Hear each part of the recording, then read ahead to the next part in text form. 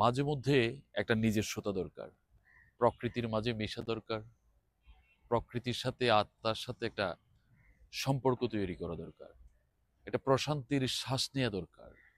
আমরা আসলে ভবিষ্যতের ভয়ে, ভবিষ্যতের লোভে আমরা একেবারেই প্রকৃতির সাথে বা নিজস্ব সময়ের ব্যাপারে একেবারেই উদাসীন। কিন্তু প্রকৃত সত্য হলো আপনি সেইভাবে বাঁচুন যেভাবে প্রকৃত মানুষ হয়ে মনুষ্যত্ব ধারণ করা যায় সেভাবে। আর সেভাবে বাঁচতে হলে আপনাকে মোহগ্রস্ততা অর্থাৎ দুনিয়ার মোহগ্রস্ততা থেকে বেরিয়ে আসতে হবে, অর্থাৎ অতিরিক্ত লোভ লালসা থেকে বেরিয়ে এসে আপনি প্রকৃতির সাথে একটি সম্পর্ক তৈরি করতে হবে, প্রকৃতির কাছে মিশতে হবে, বুক ভরে শ্বাস নিতে হবে।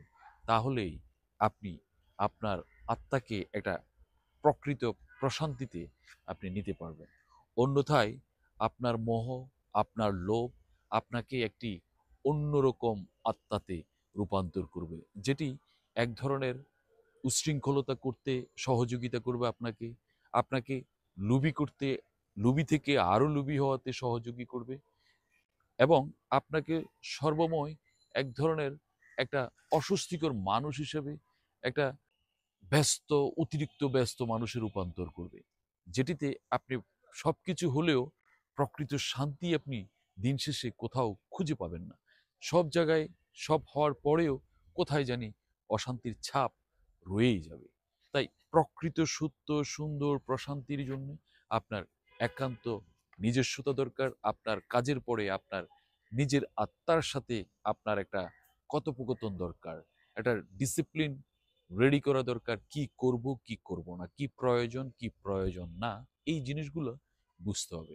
তাই প্রত্যেকটা মানুষের একটা নিজস্ব সময় কর্মব্যস্ততার পরে অবশ্যই রাখা উচিত। সেই সময়টুকু শুধু নিজের সাথে কথা বলুন, নিজের আত্মাকে প্রস্তুত করুন এবং সততা দিয়ে প্ল্যান করুন, এবং সুন্দর সুন্দর প্ল্যান করে আপনি আপনার এই সংক্ষিপ্ত জীবন পরিচালনা করুন। নিশ্চয় আপনিও এই শান্তিতে বা যে শান্তির খোঁজ আমরা করি সেই শান্তি আপনিও পেয়ে যাবেন। ধন্যবাদ।